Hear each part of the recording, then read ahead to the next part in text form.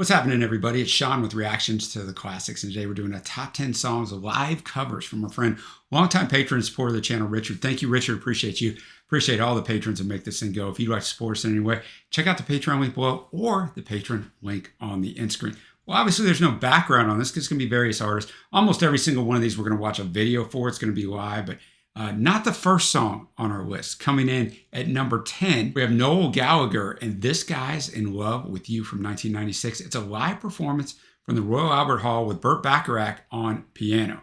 Back in 1996, they shared the stage at the Royal Festival Hall in London where they performed a joint rendition of this. It's a 1968 Herb Alpert track that was co-written, of course, by the great Burt Bacharach. I'm going to have the lyrics up as always. Thanks again, Richard. This Guy's in Love with You, Noel Gallagher, with the great Burt Bacharach. Bacharach, of course, co-wrote this song, and it sounds like a 1968 song. The smoothness of it, the arrangement of it, the lyrics, like he's telling her, look, I love you. There's a rumor you thought I'm fine. Like, say that you love me too. You know, he's kind of pleading with her in that. And Noel actually did a really good job on this because these songs are not easy to sing, right? You got to have that voice, man, almost that crooner voice, and he's able to pull that off. So, and I wasn't sure that he was going to be able to, so quite impressed with that one. Next up, we have Ryan Adams and Wonderwall, right? He's doing an Oasis song. So a little bit of theme here. From the Love is Hell EP Part 1, and then they made Part 1 and Part 2 into an album, but releases a single in the UK. In an interview with Spin, Gallagher said, I think Ryan Adams is the only person who ever got that song right. The video that we're listening to, or watching, I should say, is from Glastonbury 2015. All right, Wonderwall. Look, Ryan has full albums, right, where he covers, entire albums and does different things. Sometimes it works, sometimes it doesn't, right? This works tremendously. Like, that was a fantastic performance. Obviously, the crowd knows the song incredibly well. They're over there helping him out, but the acoustic work, just the vocals, all of it was fantastic, especially at the end of the night, end of a cold night, you see his breath. Not easy on the voice. So I thought that was fantastic to come in at number 9. I mean, what does Richard have in front of this? Let's go. And next up at number 8, we got the Corrs' Dreams. They're an Irish band. They originally recorded this for Legacy, a tribute to Fleetwood Mac's Rumours, the 20th anniversary album of cover versions. The cover version was originally recorded similar to the original mix until Oliver Lieber transformed the recording into a dance track mix with a violin and 10-whistle hook. It was then remixed by Todd Henry for single release and became the first big hit for them in the UK, reaching number 6 on the charts. Their second studio album, Talk on Corners, was then re-released with Dreams added, because that's what you do if you got the hit, was push the album sales. This is from MTV Unplugged in 1999. All right, the Corrs' Dreams, that was fantastic. I mean, that's a tough song to cover, right? I mean, it's one of those iconic songs that you better really be able to bring it if you're going to do it, and they really brought it. I mean, she sounded absolutely flawless. The harmonies in there, like all of it just works. So I'm so impressed by that. I mean, so impressed by that live rendition of it. And like the original, or unlike the original, there wasn't any cocaine or anything around. So, I mean, she just did that straight up. Like, wow, that was good. Next up at number 7, we have the great R.E.M. with Love Is All Around. It's a song recorded by the English rock band The Trogs.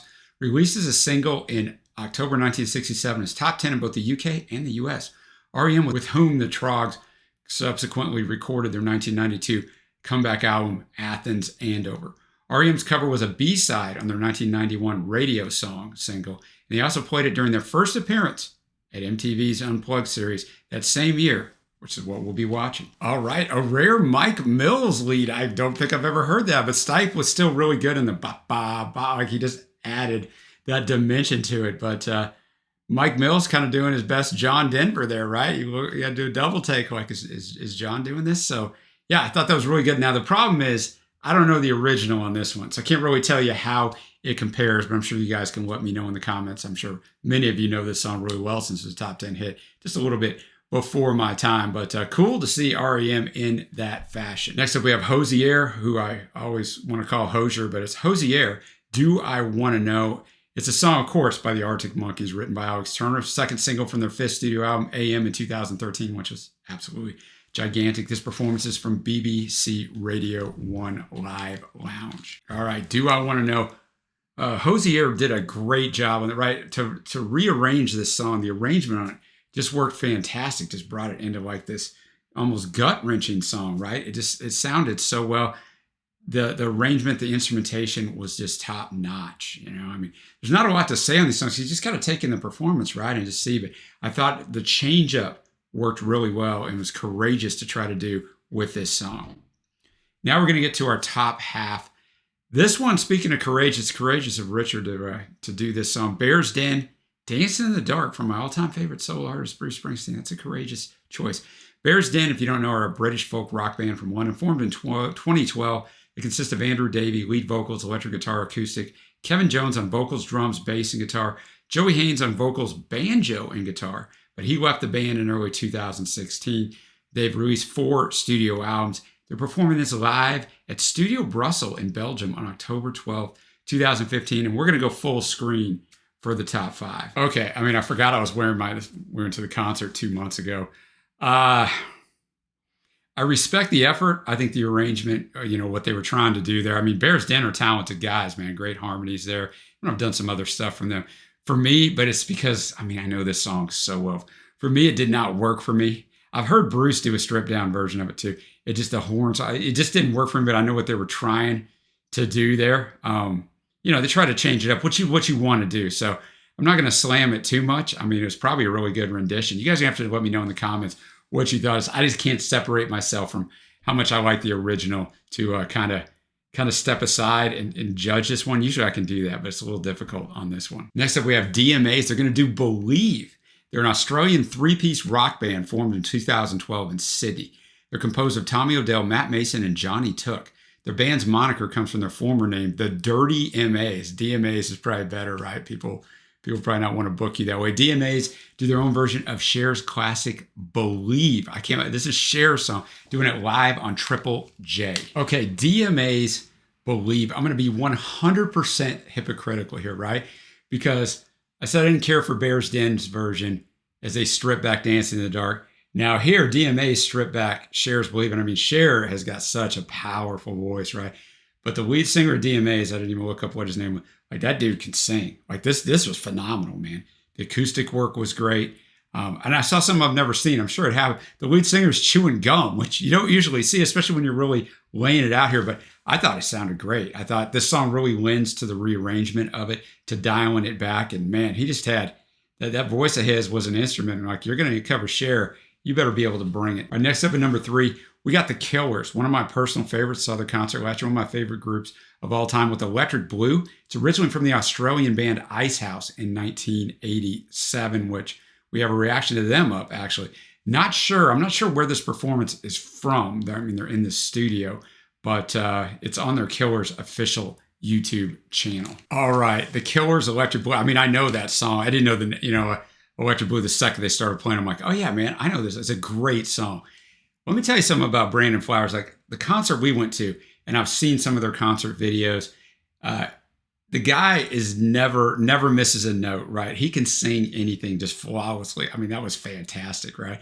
And I know on their concert tour, he goes wherever he's at, he sings a song that's like near and dear to that city or state or country, right? Something that's theirs. So he does one song every concert that way, and he can sing them all fantastic. I mean, that was so good. Everything was good. And that was just a single camera model. So, I mean, I don't know, was that just them recording that song? I don't know. I mean, it wasn't for anything, because he wasn't looking at the camera or anything. It was just set up there in the studio where they could catch everything. That was great. Next up at number 2, we have Placebo covering Running Up That Hill.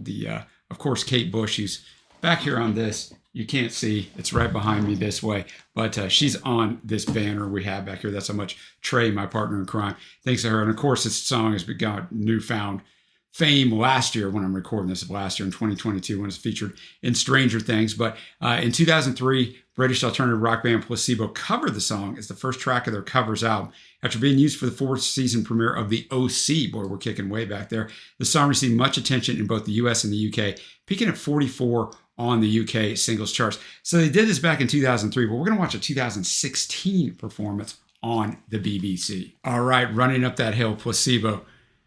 I'll tell you what, man, the musicianship, the way they arrange that song is fantastic. Like, I love the environment there. I loved everything about that, except I didn't really love his voice. And maybe it would grow on me. That was the only thing. It's not like he performed it bad. I just don't care for the tone of his voice. I mean, that's just a personal preference. But a fantastic reimagining of that song, and the musicianship, like I said, was just top notch. All right, we're to number 1. And we have The Big Push with War Pigs, Paranoid, and Killing in the Name. So a couple Sabbath and a Rage Against the Machine. They're busking on the streets of Brighton in here, and they're quite famous for this. I'd never heard of them. All right, The Big Push, doing a little medley of War Pigs, Paranoid, and Killing in the Name. That was highly, highly impressive. Not just the vocalist who had some real power, but I mean the guitar. So like these guys can really flat out go. They're just out there in the street busking. They got a nice crowd that is definitely into it. So hopefully they were well rewarded for that, because that was really good. I mean, that was really, really impressive to be able to put that together right there. I'm gonna have to go check out some more of them. I know there's a lot of videos up of them on their YouTube channel, but a really good way to end this number 1 on Richard's top 10 live covers. All right, that's going to bring me to my favorite tracks. Honorable mention, Noel Gallagher, that very first one that he did with Burt Bacharach. Another honorable mention I got is DMAs and Believe. I mean, that was impressive. And the guy was chewing gum on top of that. I mean, how hard is that? Faves are going to be this last song, The Big Push, with the War Pigs, Paranoid, and Killing in the Name. The Killers, Electric Blue. I mean, just flawless. The Corrs and Dreams, and then Ryan Adams and Wonderwall. So great list. This had to be difficult to put together. So kudos to Richard for having both the patience and the knowledge to put this thing together. Just a fantastic list. Let me know what your favorites are down below. What else should I check out that's live that you want me to see? Until next time, guys, I will see you.